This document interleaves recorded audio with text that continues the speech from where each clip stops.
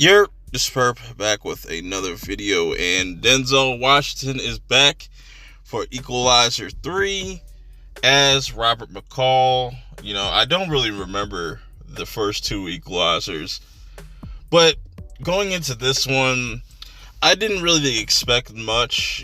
My expectations, if I even had any expectations, were going to be like, Denzel's going to be dope. The action's going to be dope, but it's just going to be an average action movie at best. And that's what I pretty much got in this movie, where it starts off with Robert being on a mission, and this mobster is driving back to his house with his kid and sees that everybody is pretty much laid the fuck out, dead. And he finds himself dead. And as Robert is walking away from this whole entire vineyard place, he gets shot by a kid, and he almost shoots the kid, and he kind of comes to his realization like, man, I almost killed this kid. And then he kind of gets rescued by this dude Enzo. He's like this doctor, doesn't really ask too many questions besides saying, are you a good person or a bad person? Doesn't really matter, I just want to help you. Because at that moment, he could have been dead if they didn't get to him in time, which then leads him to kind of live his life in kind of retirement in this little small town in southern Italy.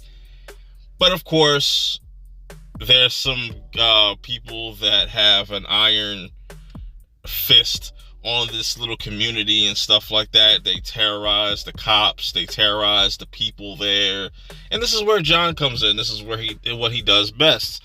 And he wants to do his best to protect the people that have given him this peace and pretty much saved his life.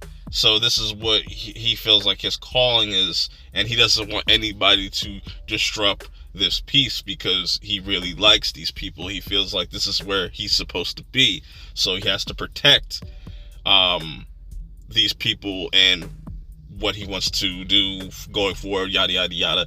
Like I said, it's a pretty generic action movie. Honestly, I think they could have done better. Dakota Fanning, I think, was in this, and she plays the CIA agent, which kind of ties into some of the other movies. But other than that, it was kind of just it just kind of came and went. This movie just really was very basic, doesn't try to do anything to kind of elevate the series. I would honestly say this was probably the most uninspired out of the three movies. Now, I have to go back and rewatch to kind of see how they hit, but I still like that first Equalizer. I thought that was a very special and unique film. But if you liked Denzel as an actor, he does really good with his lines and stuff. He's going to say some witty things before he kills people. So there's that. The action is action. It's bloody. It's gory. But that's pretty much it. There's nothing really to ride home off with this. This is not one of the best action movies of the year, in my opinion. But if you feel that way, then, it is what it is. I just felt like they could have probably done more, or just put a little bit more effort into the story to kind of make it more intense. Because this is like him on his last leg, that this is his last ride, and it didn't feel, I don't know, I felt like this just felt just very uninspired. That's the best way I could kind of describe this movie, in my opinion. And just the way it was shot, it was very dark. I don't know what was going on with that.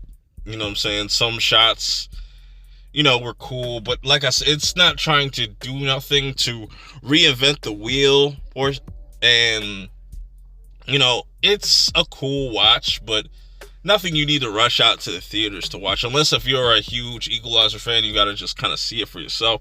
Then I definitely recommend checking it out for yourself. But if you have seen this movie, let me know your thoughts of it in the comments below. Till next time, I'm out. Peace.